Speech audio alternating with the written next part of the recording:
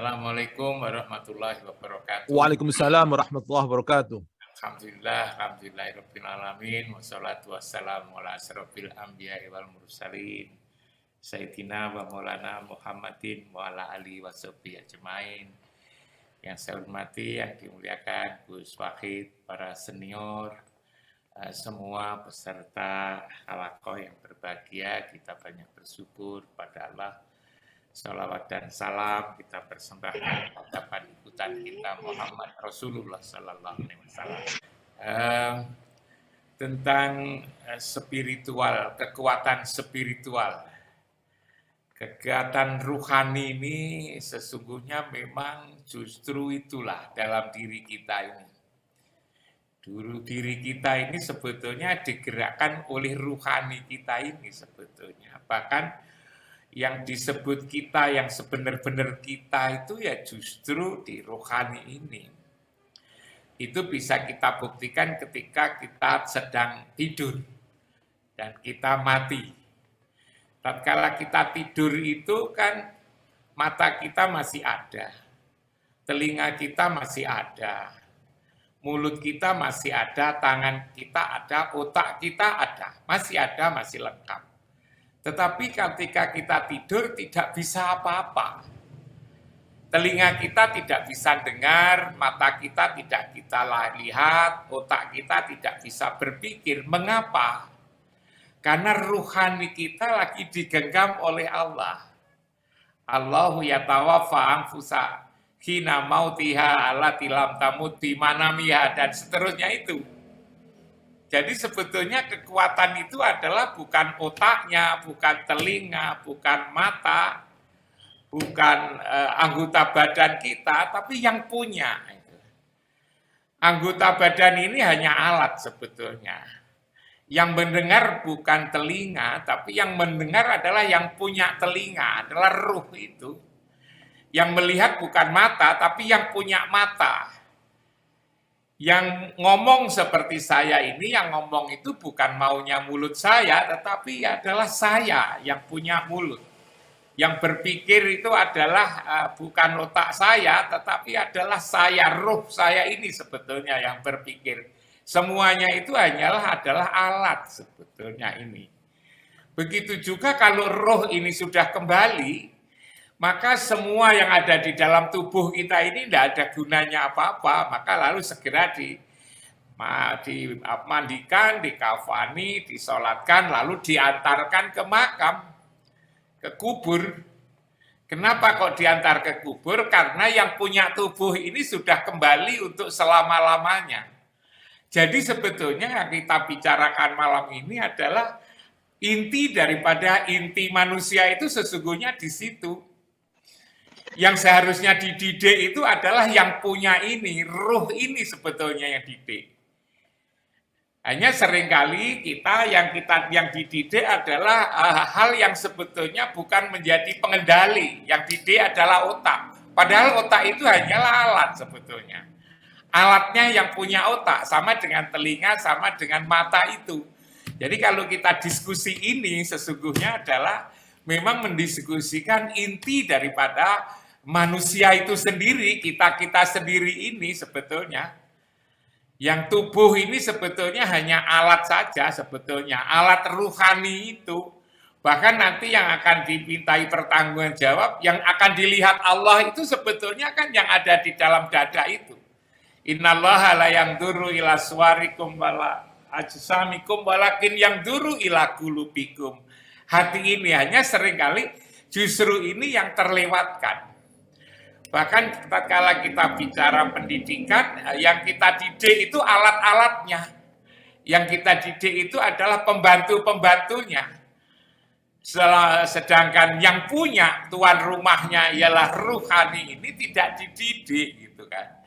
Ini ada kekeliruan sehingga sekolah berlama-lama mulai 6 tahun SD, SMP 3 tahun, SMA 3 tahun, perguruan tinggi 4 tahun, tambah 2 tahun, tambah 4 tahun, kadang-kadang tidak berdampak apa-apa karena memang salah sasaran yang dididik.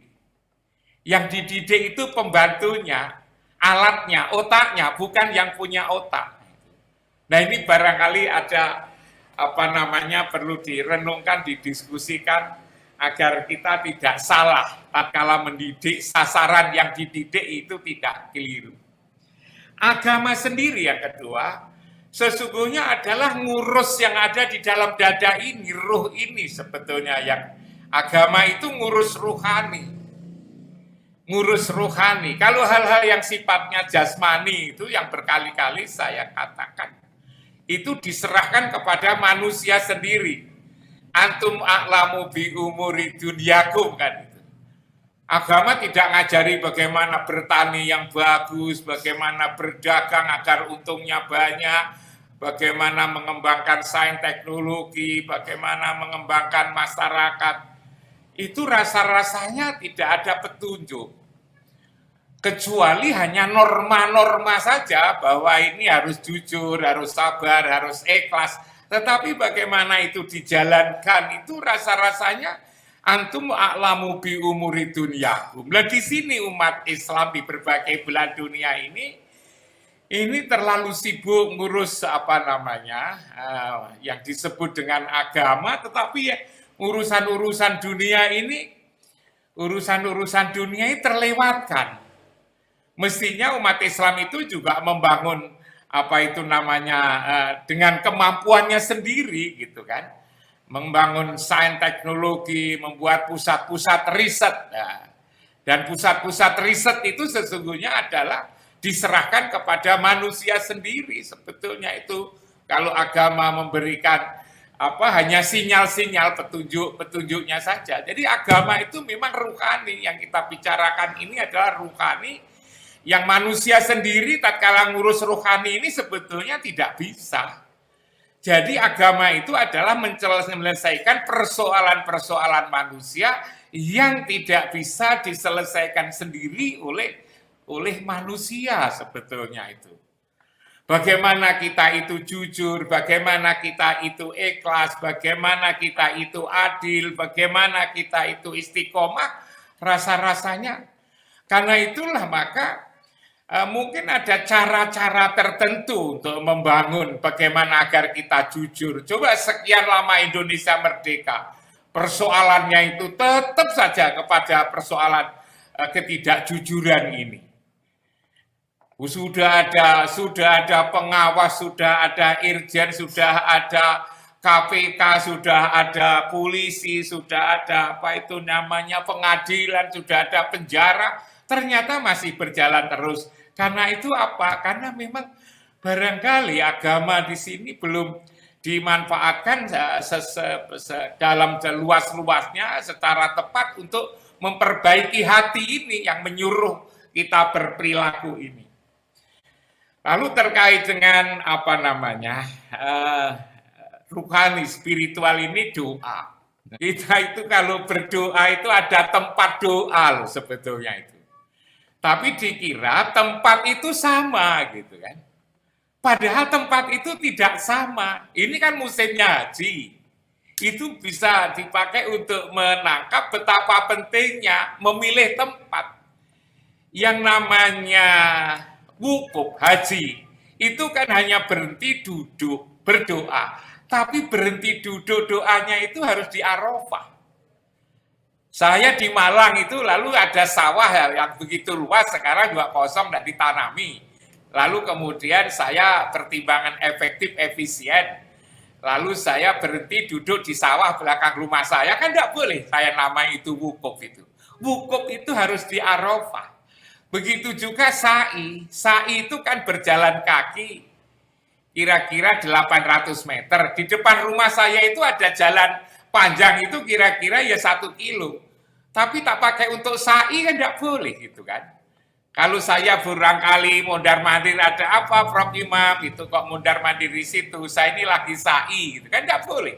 Sa'i itu ada tempatnya. Lempar jumroh itu juga begitu kan, hanya melempar kerikil ke tembok. Tembok di Malang kan banyak. Tapi kan tidak boleh saya lalu kemudian lempar jumroh di Malang dengan alasan di Malang tembok banyak kan begitu. Harus di Mina. Jadi tempat itu betapa pentingnya.